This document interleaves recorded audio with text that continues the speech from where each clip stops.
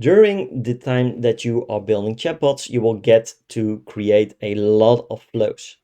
In order for you to have a good solid structure, we allow you to create folders where you can put those flows in. This allows you to keep a good overview of all the different kinds of flows.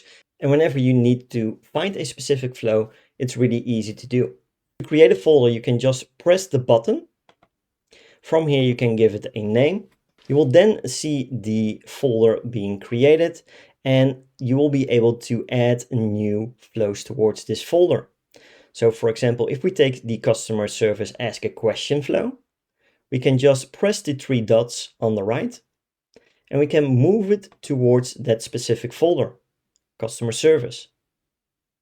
Just press the button move, and you will see the flow has been removed from the main overview, and you will now see a 1 inside of the customer service folder. If we want to also create a folder for all the back-end tasks like workflows, we can just name a folder, press create, and then we can add any kind of flow that we like to. So since this is a folder for workflows, we can press the add user to sequence flow, press the three dots, move to folder, and select the folder that we like to.